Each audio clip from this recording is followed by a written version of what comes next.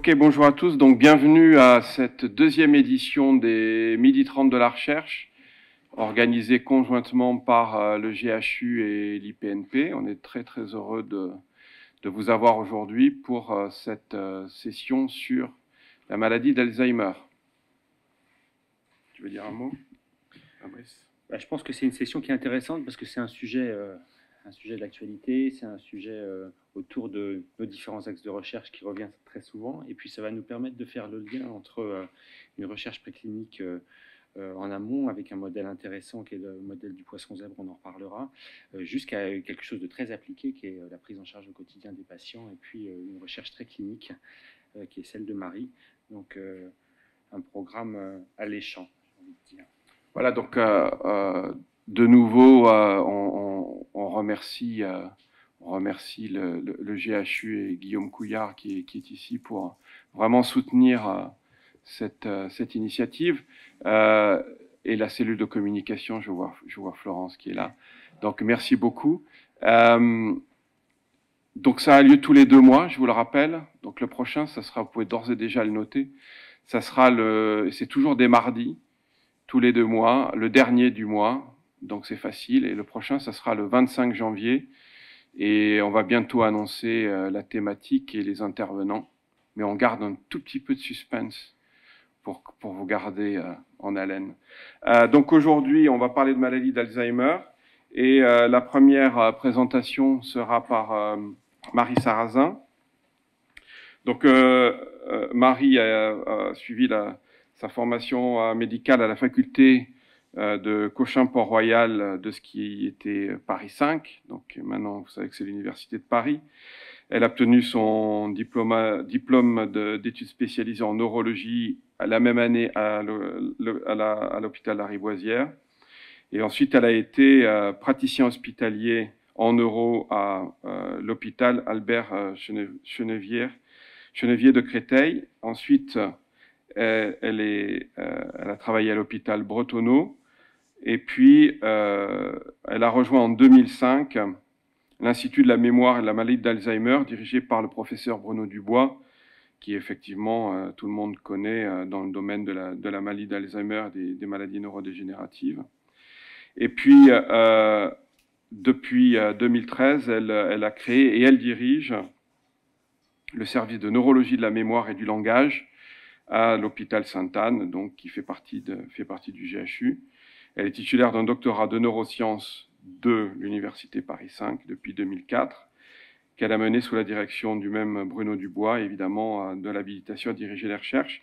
Donc Marie poursuit ses recherches toujours avec des laboratoires qui se situent à Orsay. Vous allez voir pourquoi à travers l'imagerie qu'elle va nous montrer. Donc, laboratoire d'imagerie biomédicale multimodale Biomaps.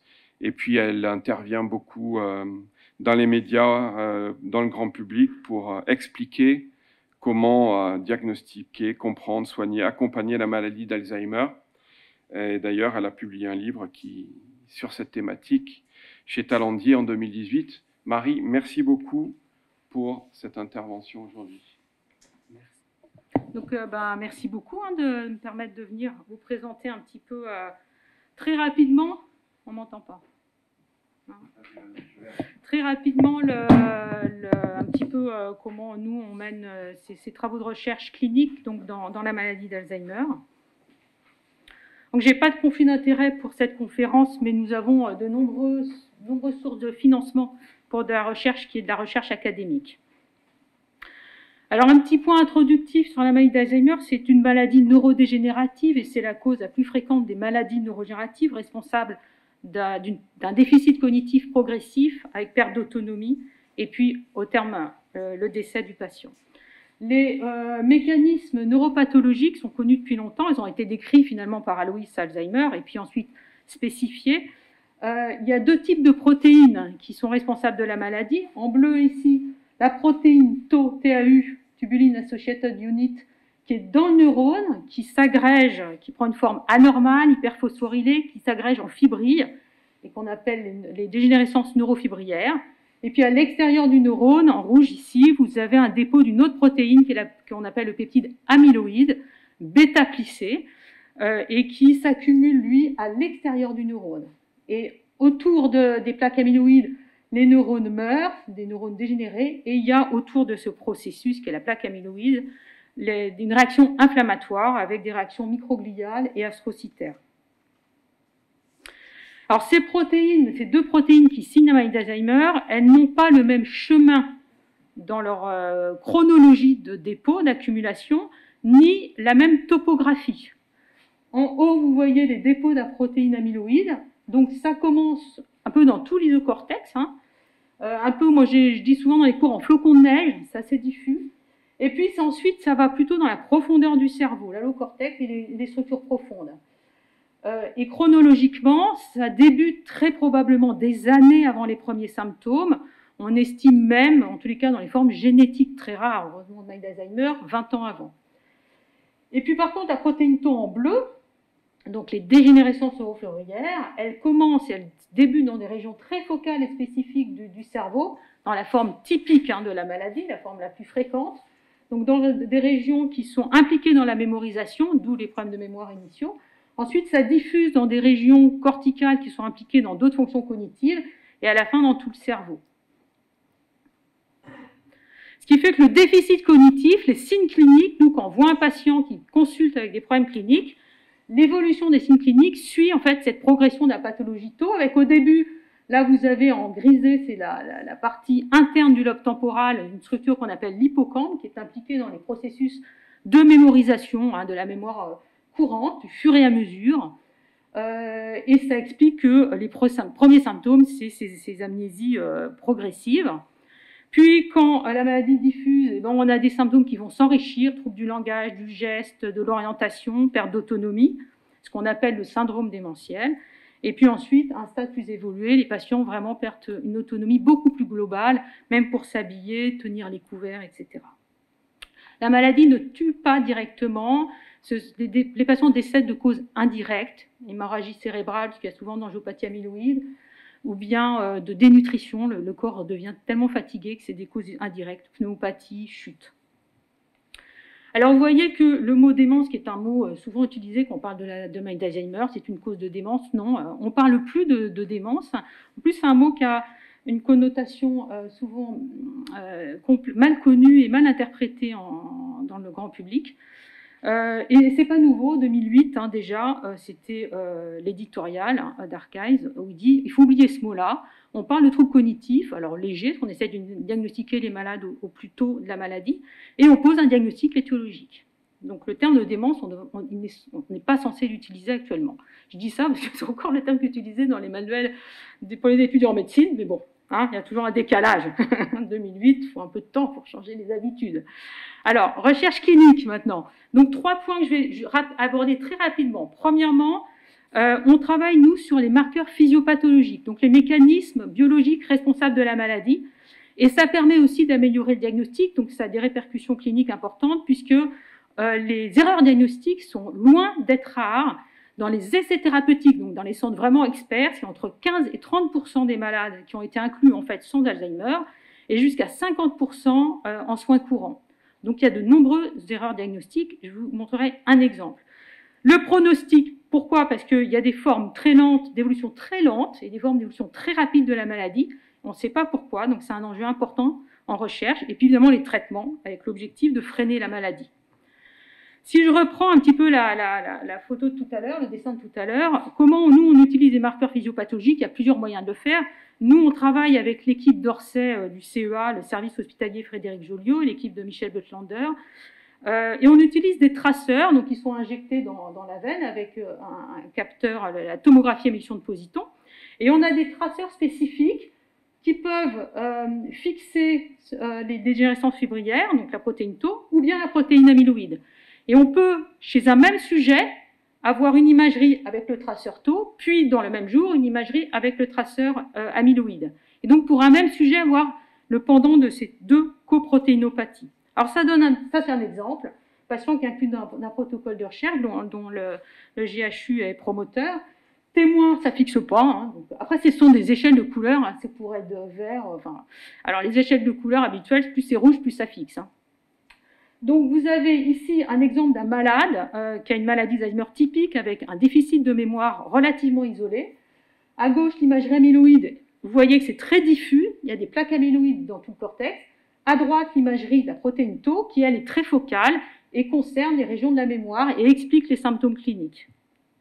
À l'inverse, ici, un autre patient qui a une forme atypique de maladie d'Alzheimer, c'est-à-dire une maladie d'Alzheimer sans amnésie, il n'a pas de problème de mémoire, il a un trouble du langage, une aphasie. Vous voyez que le dépôt amyloïde, il est similaire, c'est-à-dire qu'il n'y a pas de différence sur la pathologie amyloïde. Par contre, la protéine Tau n'est pas dans les mêmes régions, elle est dans une région focale, à gauche, qui est la région langagière et qui explique là vraiment ces symptômes. Donc vous voyez bien comment on peut mieux comprendre la maladie avec ces outils. Un autre exemple de ces Alzheimer sans amnésie, que nous on voit beaucoup dans le service, c'est les formes jeunes de la maladie. Donc on a étudié chez les patients qui consultent quels étaient leurs premiers symptômes. Des gens qu'on a choisis avant 62 ans, donc en activité professionnelle pour la plupart d'entre eux. Eh bien, pour ces patients-là, par rapport aux sujets âgés, il n'y en a que 38% qui se plaignaient de leur mémoire initialement, contre 90% à peu près chez les sujets âgés. Donc on n'a pas du tout le même ressenti initial. Et beaucoup des gens jeunes ont un diagnostic initial psychiatrique de burn-out. Et ils sont hospitalisés en psychiatrie, ils sont souvent sous anafranil, enfin des traitements qu'il ne faut mieux pas donner dans la maladie. Donc il y a des erreurs de diagnostic qui sont expliquées parce que la maladie d'Alzheimer n'est pas connue à cet âge, enfin souvent sous-diagnostiquée, et surtout parce que les symptômes sont très trompeurs. Ça ne se manifeste pas par la plainte habituelle. Et vous voyez ici que ce sont des gens jeunes, hein, ils ont entre 55 et 52 ans. Nous, on les voit à 55 ans, la maladie débute un peu avant. Et on les voit aussi à des stades plus évolués, c'est-à-dire que les conséquences de tout ça, c'est que les formes jeunes de la maladie sont sous-diagnostiquées, diagnostic de burn-out pour plus d'un tiers d'entre eux, et du coup, on les voit à des stades beaucoup plus évolués que les personnes âgées. C'est paradoxal parce que ce sont des gens qui évoluent plus vite, et donc il y a vraiment un travail à faire là auprès des médecines du travail, sans doute. Alors ensuite, les marqueurs phasiques, je vous ai dit donc Alzheimer sans amnésie, maintenant amnésie sans Alzheimer. Toute amnésie progressive n'est pas liée à la maladie d'Alzheimer. Ça, c'est une étude qui a été menée aussi grâce à l'étude Château, dont le GHU est promoteur. Donc on a comparé des malades avec une maladie d'Alzheimer et des patients qui ont SNAP, c'est des sujets sans Alzheimer pathologie. SNAP, c'est le terme qu'on utilise pour dire des sujets pour lesquels le symptôme, a priori, n'est pas Alzheimer. Ils se distinguent, ils sont exactement pareils pour la clinique, ils ont le même déficit de mémoire, ils ont même le volume de l'hippocampe, ils ont une atrophie hippocampique. Par contre, quand on fait l'imagerie amyloïde, le SNAP, mais ils n'ont pas de dépôt amyloïde, l'Alzheimer, évidemment, en a. Et quand on fait l'imagerie de la protéine Tau, les SNAP n'ont pas de dépôt de la protéine Tau et les Alzheimer ont des dépôts de la protéine Tau dans ces régions temporales et pariétales.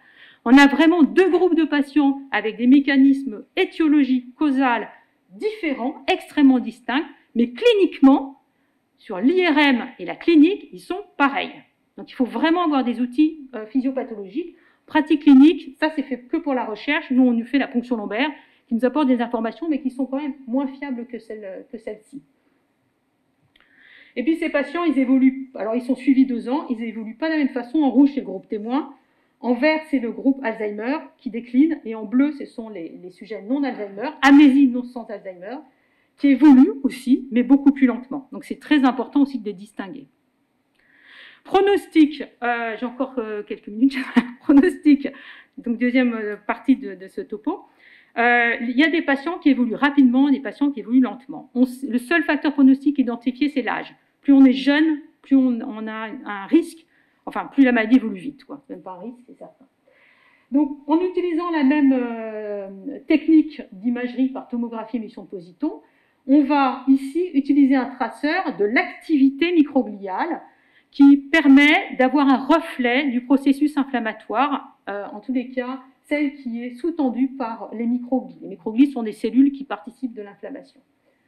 Et l'hypothèse principale qui était jusqu'alors tenue, c'était que cette activité microgliale, ou cette réaction inflammatoire, était bénéfique au stade débutant de la maladie. Après, elle s'emballe et elle devient toxique. Alors ça, c'était le grand discours général. Nous, on a fait un gros travail là-dessus. Là, c'est l'APHP qui était promoteur, qui avait été initié quand j'étais, avant d'être ici, mais qui a été terminé ici. Où on a, avec ce ligand, on montre qu'il y a de l'inflammation dans le cerveau, donc ça confirme cette activité microgliale. Puis on a suivi les patients 2 ans. Alors vous voyez qu'il y a des patients qui évoluent très rapidement. Pour ceux qui ont un peu l'habitude, au MMS, ils vont perdre plus de 8 points au MMS en 2 ans. Et d'autres, une évolution lente, c'est-à-dire qu'ils perdent moins d'1 point. Et c'est à peu près, les 2 groupes sont à peu près équivalents en nombre. Hein. Avec vraiment 2 pentes évolutives distinctes. Hein. C'est très très net. Hein. Et on a regardé comment était l'imagerie de l'inflammation au départ, à l'inclusion. Et on voit qu'à l'inclusion, eh ben, plus les patients avaient de l'inflammation, plus ils évoluaient. Il y a une erreur de couleur. Hein. Parce qu'en fait, plus ils ont de l'inflammation, plus c'est protecteur. Oui, c'est ça, oui. Il n'y a pas d'erreur de couleur, c'est bon. Donc le bleu, donc plus il y a une activité microbiale importante, plus les patients évoluent lentement, comme si ça protégeait en fait du risque évolutif. C'est-à-dire alors que les patients sont au même stade au début. Ce qui fait que nous, on a trouvé ces données, on les a vérifiées parce qu'on n'y croyait pas trop au début, parce que ça allait à l'encontre de toutes les hypothèses et tous les discours qui étaient tenus sur ce sujet, de penser que cette activité microbiale, cette inflammation, pour certains patients, en tous les cas, pouvait avoir un rôle protecteur. En fait, c'est beaucoup plus compliqué que ça, parce qu'on a aussi fait une imagerie inflammatoire à 2 ans, pour voir la dynamique. C'est un processus extrêmement complexe, et ce que l'on pense, nous, ce que l'on soulève en tous les cas comme hypothèse, c'est qu'il y a des profils de malades différents, une signature, si vous voulez, moléculaire différente, avec des patients qui ont un processus taux amyloïde d'inflammation plutôt favorable spontanément, dans lequel il n'y a pas que l'activité microbiale, mais aussi tous les systèmes lymphocytaires associés qui interviennent, et d'autres pour lesquels malheureusement ce processus n'est pas activé favorablement, en tous les cas ne se met pas favorablement en action, et ceux-là vont évoluer plus rapidement. Donc ce sont des enjeux évidemment pour screener les patients dans les essais thérapeutiques, savoir s'ils vont tous bénéficier des mêmes traitements, et d'aborder cette question-là un peu comme en cancérologie, c'est-à-dire d'être vraiment dans des subtilités, dans la complexité de la maladie, et pas en disant on va traiter tout le monde de la même façon, comme c'est fait actuellement et avec tous les échecs des essais thérapeutiques. Puis troisièmement, donc pour les traitements, on travaille sur des pistes qui suivent un peu cette idée de l'inflammation, et puis on travaille aussi sur le locus coeruleus, où il y a une hypothèse physiopathologique qui suppose que ce locus coeruleus serait une cible initiale de la protéine Tau, peut-être que ça serait même là que se jouerait le début de la maladie, et on a, par des techniques très spécifiques d'IRM, des séquences qui ont été développées par Stéphane Uerissi à la Salpêtrière, qui l'utilise dans la maladie de Parkinson. On a comparé les patients avec maladie d'Alzheimer typique et atypique, et on a montré qu'il y avait une atrophie du locus coeruleus, même au début de la maladie. C'est toutes les voies noradrénergiques, donc il y a aussi des réflexions et thérapeutiques et peut-être pronostiques par rapport à ces entités. Alors ce travail, je ne le fais pas toute seule, loin de là. Moi, en général, dans les travaux de recherche clinique, notre service est coordinateur principal, PI, mais en fait, toute la réflexion, l'élaboration des projets, la rédaction des articles, les réunions recherche, etc., c'est essentiellement un consortium de 4 équipes. On travaille depuis très longtemps ensemble, on s'entend très très bien. Il y a Guillaume Dorothée, qui est un chercheur en immunologie, qui travaille au centre de recherche de l'hôpital Saint-Antoine. Il y a Marie-Claude Potier, qui travaille à l'ICM. Et puis il y a Michel de Flander, donc au CEA à Orsay. Et nous, on est rattachés à l'équipe Biomaps d'Orsay. Et ça nous permet d'avoir des réflexions de ce qu'on appelle cette recherche transversale. Parce qu'en fait, Guillaume et Marie-Claude, ce sont des chercheurs, des vrais chercheurs, souvent ça, des vrais chercheurs. Donc ils font vraiment de la recherche fondamentale et sur des modèles murins. Et Michel a beaucoup aussi à un moment travaillé sur le primate, mais moins maintenant. Et Michel et nous, notre équipe, on est plutôt sur l'activité vraiment clinique. Et donc ça nous permet, les chercheurs qui font de la recherche fondamentale, cellulaire, nous apportent des hypothèses qui peuvent même tester sur les modèles murins, qu'on peut ensuite voir si ça a un sens par rapport à nos questions cliniques, avec les outils qu'on a en clinique, mais aussi ça permet de remonter pour nous des questions aux chercheurs. Par exemple, l'idée que l'Alzheimer évolue rapidement ou lentement, sur les modèles murins, ça n'existe pas. Ce sont des modèles génétiquement, ils sont tous pareils, homogènes, ou bien qu'il y ait des formes atypiques de la maladie d'Alzheimer, ça n'existe pas. Donc en fait, ça nous permet d'avoir une discussion vraiment en aller-retour et de monter des projets en ce sens. Tous les travaux que je vous ai montrés, il y a Guillaume, par exemple, travaille sur les marqueurs sanguins, entre autres, lui, il a toute une piste de réflexion sur l'activité lymphocytaire, et il teste en fait des hypothèses sur des marqueurs sanguins en rapport avec sa compétence, de même que Marie-Claude Potier qui a travaillé sur l'élargissement des endosomes cellulaires. Et tout ça, c'est à partir de ces travaux et c'est ensuite corrélé aux données cliniques. Voilà ce que j'avais à vous dire.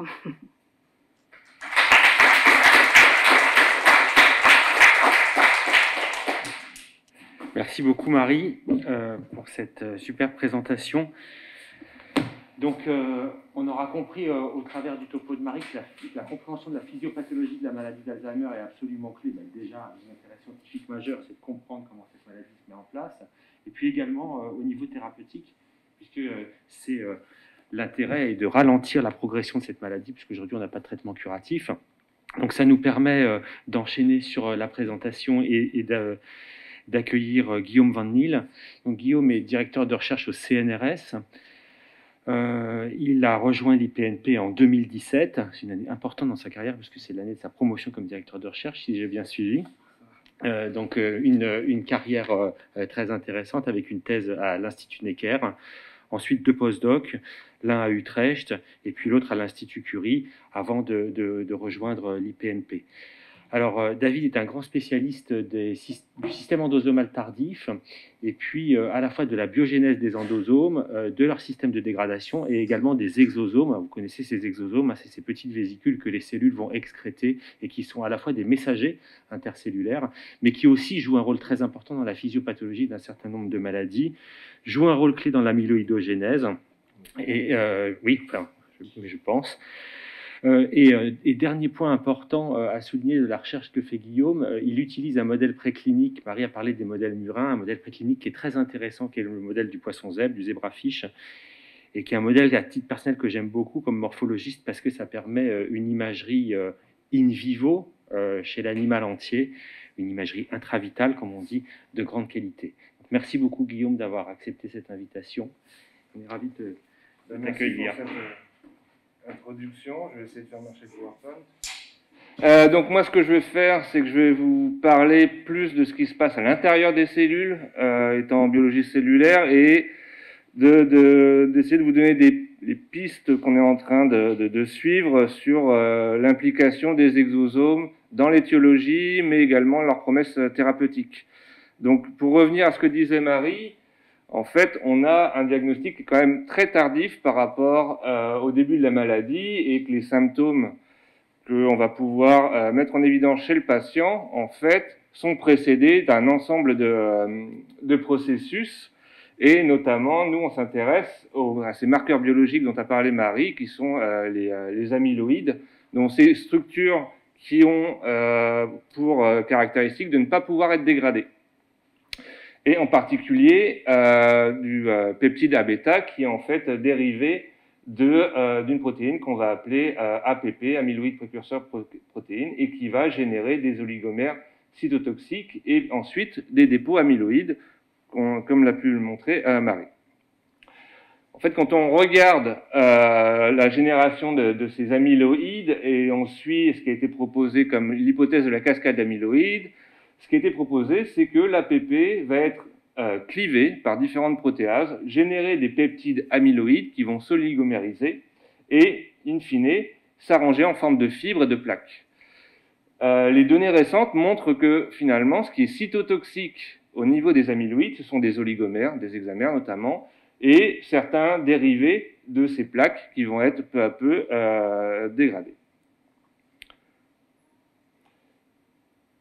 D'un autre côté, si on regarde les différents modèles et les différentes études faites chez le patient, on s'aperçoit qu'on a 2 types de maladies. Une maladie qui est plus génétique et qui apparaît précocement, et la plupart, les 95% restants, sont une maladie d'Alzheimer qui apparaît tardivement. Et par rapport à l'homéostasie de la bêta, les modèles génétiques montrent plutôt qu'on a une surproduction de la bêta, alors que les modèles tardifs montrent qu'on a plutôt un défaut de dégradation de la bêta, les deux concourant à une accumulation de ce peptide. Donc ce que j'essaye de faire, c'est de mieux comprendre quels sont les mécanismes à la base de cette homéostasie, comment on va surproduire, comment on va ne pas dégrader cet amyloïde. Alors, juste pour vous familiariser avec les différents acteurs de la génération de ce peptide A-bêta, on va avoir une protéine transmembranaire, l'APP, et on va d'abord la cliver avec une première protéase qui s'appelle BACE1 ou BAS1, puis avec une deuxième protéase qui s'appelle le complexe gamma-sécrétase, et ces clivages successifs vont générer ce peptide amyloïde bêta qu'on appelle la voie amyloïdogénique et qui semble être stimulée notamment dans les maladies à Alzheimer génétiques. Mais en fait, en tant que biologiste cellulaire, je m'intéresse plutôt à où se passent ces clivages. Et nos résultats et ceux d'autres laboratoires ont montré que la voie endolysosomale était extrêmement importante, notamment pour la génération du pool intracellulaire de ces peptides A-bêta. Donc je vous présente la voie endolysosomale. On va avoir des endosomes qu'on appelle précoces, où on va trier les protéines, celles qu'on peut recycler, celles qu'on doit dégrader. Et celles qu'on va dégrader, on va, pour l'image, les mettre dans des sortes de petits sacs poubelles. Et ces petits sacs poubelles, on va les envoyer à la déchetterie. Donc en fait, on va fusionner ces endosomes contenant les sacs poubelles avec d'autres compartiments qu'on appelle des lysosomes qui contiennent toutes les enzymes qui vont pouvoir dégrader ces sacs poubelles. Ce qu'on a pu mettre en évidence notamment, c'est qu'on avait une étape de recyclage. Ça veut dire que certaines des enzymes nécessaires à la dégradation vont pouvoir être recyclées. Comme ça, on va pouvoir les réutiliser pour un nouveau round de dégradation. C'est ce que l'on a pu montrer ici notamment. Donc vous voyez que lors de ce recyclage, on va former des grands tubules à partir des compartiments où on va dégrader notamment ces peptides amyloïdes. On a pu montrer également que ce type de processus était important pour la formation d'autres types de fibres amyloïdes, mais des fibres amyloïdes physiologiques dans la peau. L'intérêt, c'est que la formation de ces fibres amyloïdes physiologiques montre des analogies assez frappantes avec la production d'A-bêta. Les mêmes enzymes, les mêmes régulateurs, les mêmes compartiments. Donc on s'est inspiré de ce qu'on avait pu montrer dans la peau pour regarder ce qui se passe notamment dans le neurone où on va fabriquer cette A-bêta. Et dans le neurone, l'APP et la première enzyme vont se rencontrer dans les endosomes précoces, former un premier fragment qu'on appelle le C99, puis ces endosomes tardifs vont fusionner avec les compartiments qui contiennent la gamma-sécrétase et dans ce qu'on appelle l'endolysosome, on va pouvoir générer ce peptide A-bêta. Donc ce compartiment est un site de production de l'A-bêta.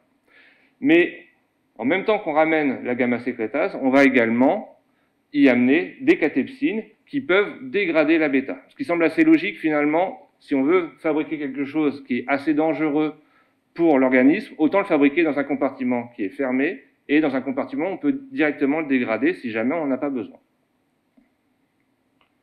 Ce qu'on a essayé de faire, c'est de bloquer ce recyclage. Et quand on bloque ce recyclage, en fait, on s'aperçoit qu'on ne fabrique plus du tout d'A-bêta. Ce qui est intéressant avec ces traitements qui bloquent le recyclage lysosomal, c'est que non seulement on bloque la production de l'A-bêta intracellulaire, mais on bloque également, on inhibe la sécrétion d'A-bêta extracellulaire. Ce qui semble dire qu'il y a un lien direct entre le pool qu'on a dans le lysosome d'A-bêta et ce qui peut être sécrété en milieu extracellulaire.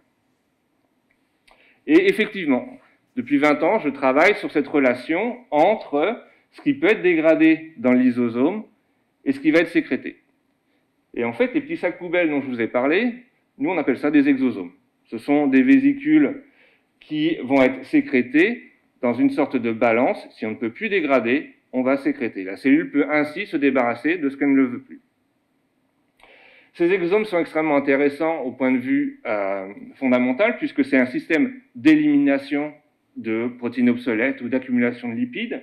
C'est également un système de communication entre cellules. On est capable de transférer des exosomes d'une cellule à une autre pour induire un changement phénotypique.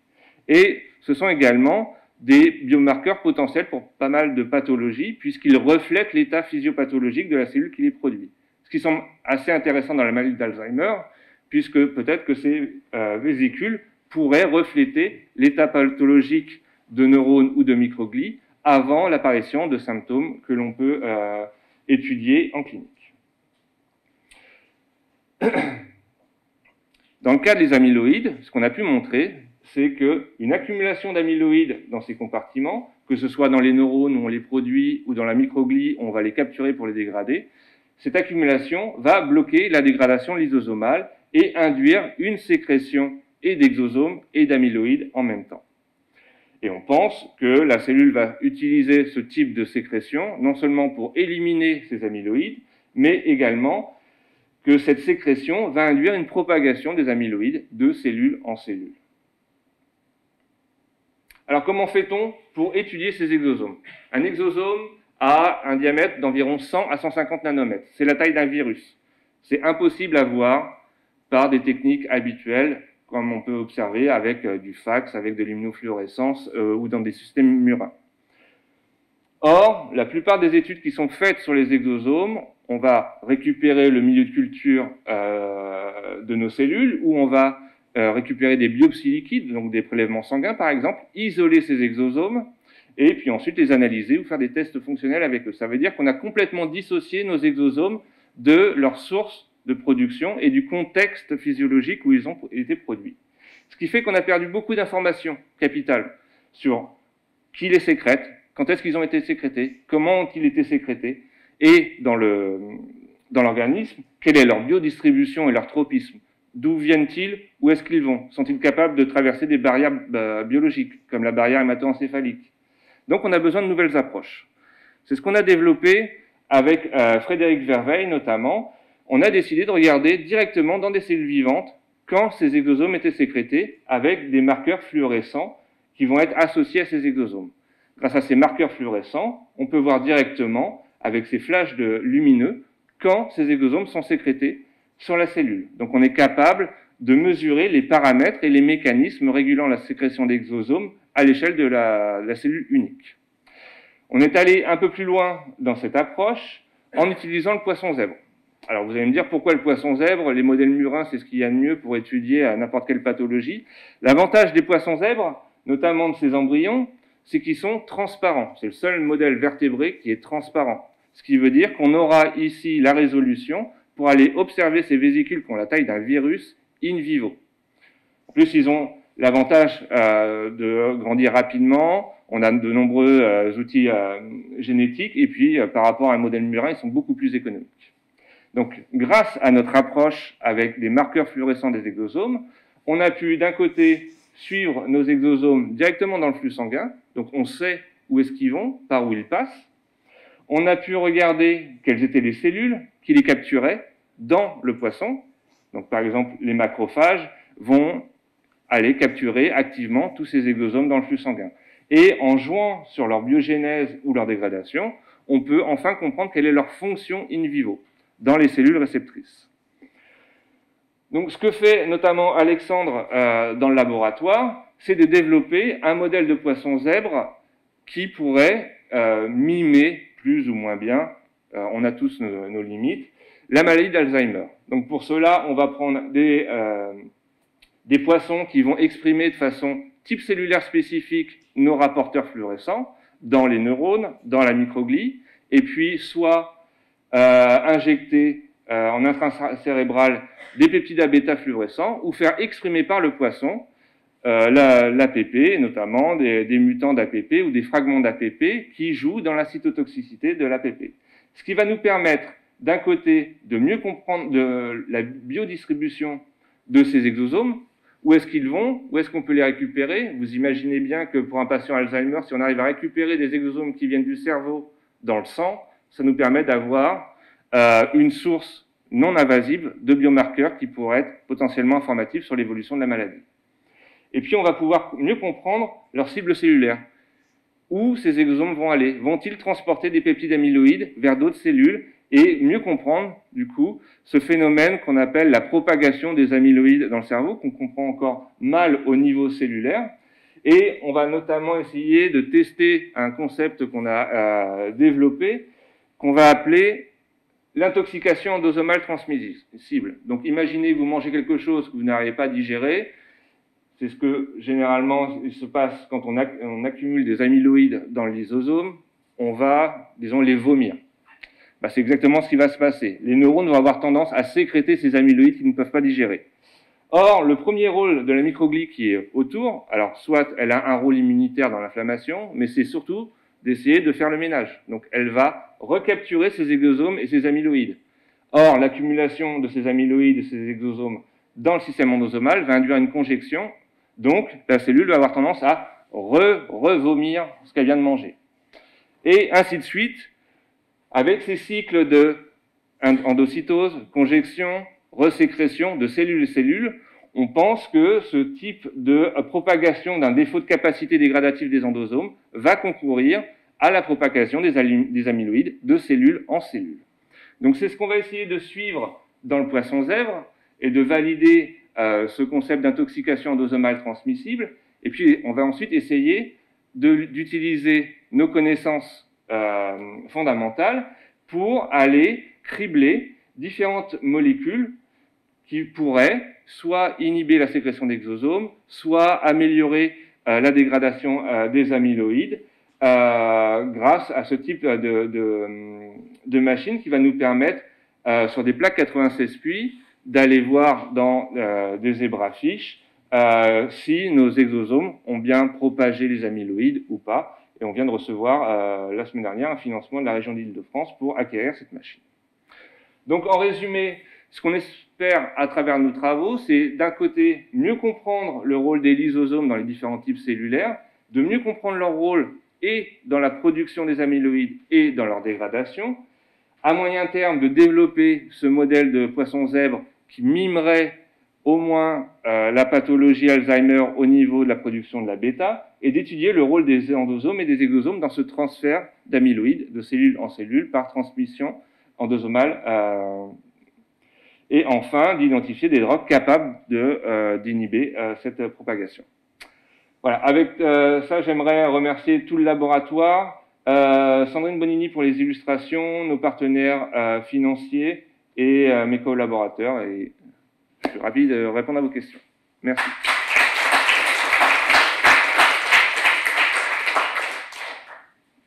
J'avais une première question peut-être pour Marie, mais ça va concerner aussi Guillaume. Dans cette évolution qui est extrêmement lente, comment tu résumerais ce qu'on connaît des mécanismes de cette évolution? C'est le transfert des protéines mal repliées, des fibres, etc., d'une région du cerveau à une autre? C'est ça qui est moteur, ou qu'est-ce qu'il y a d'autre? Qu'est-ce qui est moteur dans cette diffusion lente? Dans la maladie va progresser, les symptômes suivent la progression de la pathologie tau, des dégénérescences cerebro-fibrillaires. Actuellement, l'hypothèse est prion-like, c'est-à-dire que c'est une hypothèse que tu as reprise aussi dans tes hypothèses de travail, c'est-à-dire que l'idée c'est que les protéines mal formées, pathologiques, seraient contagieuses d'un neurone à l'autre, comme l'est la maladie à prion, le Creutzfeldt-Jakob. Alors ça, c'est issu de travaux sur des modèles animaux, où quand on injecte en parenchyme cérébral les protéines, ça va déclencher la pathologie et ça va la faire progresser de neurone en neurone. Donc ça, c'est une hypothèse de travail qui est actuellement assez porteuse, qui n'est pas vraiment démontrée chez l'homme. Attention, parce qu'il y a toujours des décalages entre le modèle animal et puis la complexité du cerveau chez l'homme. Mais c'est quelque chose qui est un petit peu actuellement étudié, avec éventuellement des pistes de traitement pour stopper en fait la protéine au moment où elle serait contagieuse de neurone à neurone. Alors ça pourrait passer par des exosomes. Il y en a qui soulèvent l'idée que ça serait des protéines solubles, entre guillemets, c'est-à-dire avant qu'elles soient complètement en amas fibrillaire, qui pourraient contaminer l'autre neurone, et du coup une piste pour des anticorps et une immunothérapie. C'est très soulevé. Après, pourquoi il y a des formes, surtout chez le sujet âgé, où l'amnésie s'aggrave, c'est-à-dire que l'amnésie s'aggrave chez les malades, puis ils n'en ont pas conscience, il y a la nosognosie, c'est-à-dire qu'ils n'ont pas conscience de la difficulté, donc la prise en charge est très difficile. Pareil pour les gens jeunes. Mais pourquoi il y a des évolutions très lentes et des évolutions très rapides, personne ne le sait. Nous, on est parti sur l'activité inflammatoire parce que c'est quelque chose qui est, à ce moment, un sujet assez porteur en ce moment. Il y a sûrement beaucoup d'autres mécanismes qui ne sont pas pour l'instant complètement identifiés. Donc, et de savoir pourquoi il y a des formes lentes et rapides, la question est ouverte. Nous, on a montré le rôle de l'activité microgliale, mais on a une autre étude que j'espère arriver à monter si on a la possibilité de s'en donner le temps. Mais en tous les cas, c'est vraiment des choses qui sont en cours de travaux, quoi. Bonjour Marie, c'est Jean-Claude Baron. Ah, bonjour Jean-Claude. Je vais te poser deux questions. D'abord le SNAP. Quelle est la pathologie, le mécanisme? Et la deuxième question, que penses-tu de l'approbation par la FDA de l'aducanumab pour le traitement étiologique pathogénique de la maladie d'Alzheimer?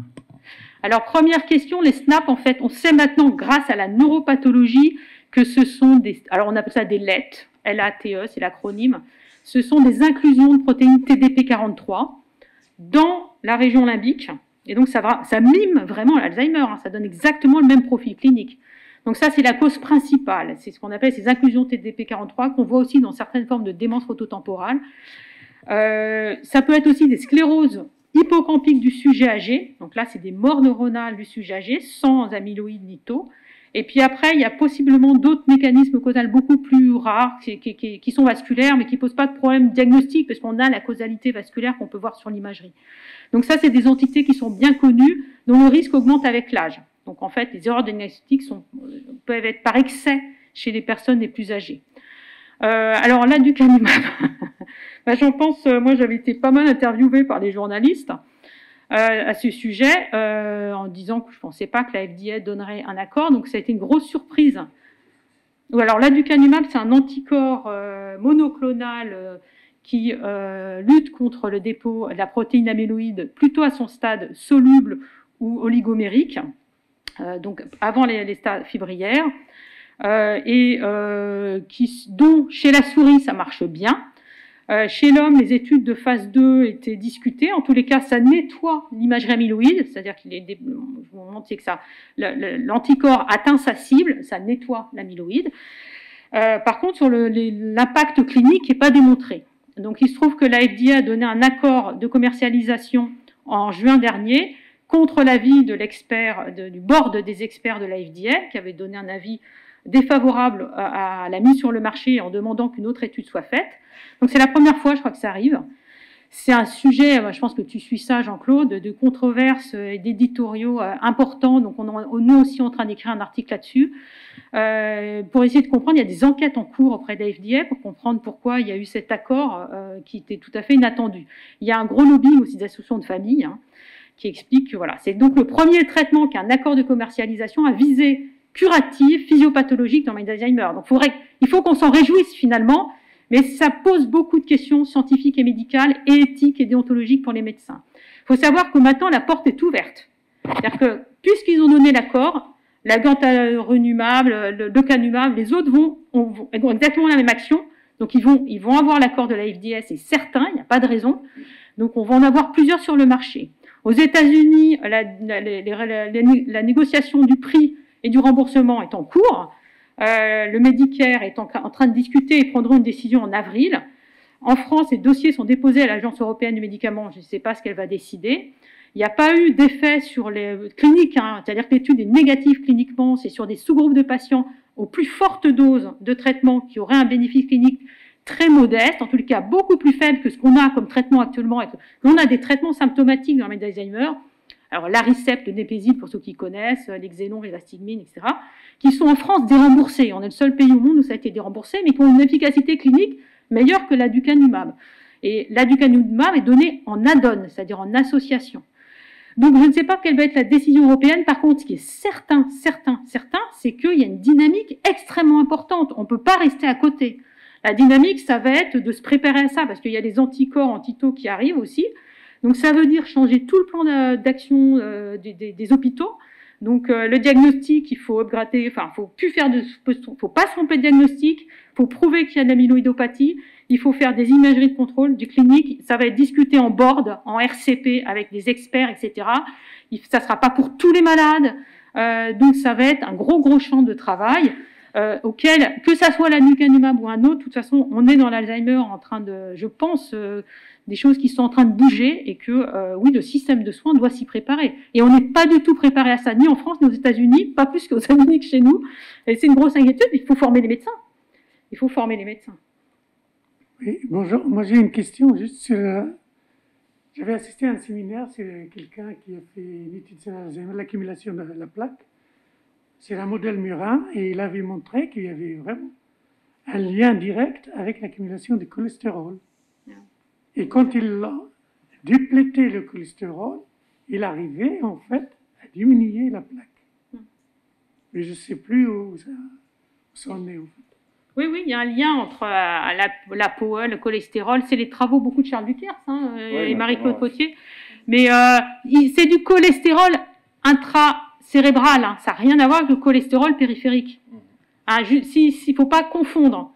Donc les statines ne changent rien à la question. C'est vraiment un cholestérol dans lequel il n'y a pas, qui est membranaire, il n'y a pas de lien avec le cholestérol circulant qui forme l'athérome et les risques cardiovasculaires. Hein. C'est des choses différentes, mais oui, ça a un rôle dans les. Enfin, tu connais cette loi. Oui, les différentes hypothèses, c'est soit le cholestérol crée des microdomaines où on va regrouper APP et BACE1 et donc booster le clivage. Dans d'autres cas, le cholestérol joue également dans l'activité lysosomale. Donc, si tu accumules du cholestérol dans tes lysosomes, ils vont être moins processifs et ils vont peut-être soit plus sécrétés, mais en tout cas moins dégradés. Et pour reprendre ce qui était par rapport aux différentes formes neurodégénératives, le concept qu'on montre peut s'appliquer à n'importe quel amyloïde ou n'importe quelle accumulation de protéines. C'est pas simplement de la bêta, que ce soit du tau, que ce soit du TDP43, n'importe quoi. À partir du moment où on bloque la dégradation lysosomale, on va avoir ce système, ce cycle de congestion, sécrétion, endocytose, congestion, sécrétion, endocytose. Oui, merci beaucoup pour cette intervention très instructive. Moi, je voulais savoir au niveau, enfin, on a pu voir avec les présentations que tau et bêta-amyloïdes sont exprimés de façon différentielle géographiquement dans le cerveau. Est-ce qu'il y a des mécanismes ou des voies biologiques qui sont communes à ces deux problématiques biologiques? Alors, une des voies biologiques, tau est une protéine qui va interagir avec les microtubules, c'est-à-dire les autoroutes sur lesquelles tous les compartiments dont j'ai parlé vont jouer. Et si on couple ça, notamment avec le cholestérol, on sait qu'on va peut-être essayer de compenser certains déficits de mécanismes en modulant le trafic de ces compartiments. Donc ça, c'est une des hypothèses proposées. Après, d'après ce que je comprends, tau suit toujours à bêta. Oui, bah c'est très discuté. En fait, l'interaction, pourquoi, comment, c'est deux protéines qui sont complètement, elles n'ont pas les mêmes topographies, pas la même chronologie, comment ça se fait qu'elles induisent la même maladie finalement, comment elles se causent l'une à l'autre, c'est un gros point d'interrogation, mais il y a des hypothèses. Donc il y avait une hypothèse, c'est que l'amyloïde s'instaure au départ, et puis qu'il y a une charge, c'est-à-dire que ça peserait, et que c'est cette charge amyloïde qui déclencherait la propagation de la tauopathie. On ne sait pas comment, mais que ça serait un effet de charge au sens de densité, d'intensité de dépôt amyloïde cortical. Mais Braque et Braque, qui lui travaille sur les stages de progression de Braque et Braque, c'est Braque, monsieur et madame Braque, sur la progression de la pathologie tau, lui, il a remis en cause un petit peu tout ça et dit la cascade amyloïde, qui est celle-là, la cascade amyloïde, c'est l'amyloïde qui est à la source de la maladie et qui, en cascade, entraîne la tauopathie. Lui pense qu'au contraire, il y aurait une tauopathie initiale dans le locus coeruleus, à l'âge jeune, hein, même moi je suis déjà vieille, quoi. Donc dans le locus coeruleus, et qu'à partir de là, la tauopathie se déclencherait, et que ça serait peut-être là que serait le point de départ de la maladie qui déclencherait l'amyloïdopathie. Donc c'est des sujets de débat. Alors moi je dois dire que comme clinicienne, moi la question c'est pas de savoir si c'est l'œuf ou la poule. Hein. Non, je vois les patients. Moi, ce que je voudrais, c'est pouvoir les prendre en charge, comme dans le cancer, les traiter quand ils sont là, il y a déjà de quoi faire. Et là, il y a les deux pathologies sont présentes, les deux protéinopathies. Il reste deux questions en réponse très courte. Oui, c'est une question fondamentale, donc plutôt pour Guillaume, puisque tu as la possibilité de regarder les exosomes in vivo chez le poison zèbre. Je me demandais si tu savais ou si tu es en train de regarder si la sécrétion de tes petits sacs poubelles est dépendante de l'activité, si ce serait plutôt un circuit qu'un autre au moment d'un comportement donné qui déclencherait cette sécrétion. C'est une sorte de but ultime, c'est d'avoir effectivement une cartographie en fonction de l'activité, de pouvoir corréler la sécrétion d'exosomes avec les circuits neuronaux. On en est assez loin. Maintenant, on collabore avec une chercheuse en Allemagne, Eva Kramer-Albers, qui, elle, peut, avec un système créé, trouver des circuits neuronaux intéressants, mais ouais, on aimerait bien pouvoir... En utilisant l'optogénétique, par exemple, tu pourrais activer certains types de neurones et pas d'autres. Oui, oui, tout à fait, à creuser. Ah oui, moi c'est plutôt une question pour Marie, en fait, Cécile Violet. En fait, le fait que le locus coeruleus soit éventuellement une structure très originale, enfin l'origine de la maladie, j'étais intéressée de savoir si vous aviez des problèmes d'olfaction chez vos patients, puisqu'en fait on a montré dans des modèles d'animaux qu'il y avait une dégénérescence assez rapide de projection locus coeruleus sur le bulbe. Nous, là, l'état de nos travaux, c'est vraiment juste des mesures d'intensité de signal. Hein. C'est même pas un volume, hein. C'est tout petit, hein, le locus coeruleus. Donc on n'a pas pour l'instant avancé plus sur les données. Donc ça, je pourrais pas vraiment te répondre. L'idée, c'est de poursuivre avec de la tractographie, des choses comme ça, par exemple. Mais après. Je pourrais pas te répondre, je connais pas assez la littérature pour ta question spécifique sur le bulbe, je sais pas. Merci beaucoup Marie et Guillaume. Donc cela clôture notre 12h30 de la recherche et vous êtes bienvenus pour partager le pot à l'entrée. Et avec Fabrice, on vous donne rendez-vous le mardi 25 janvier. Voilà. Merci.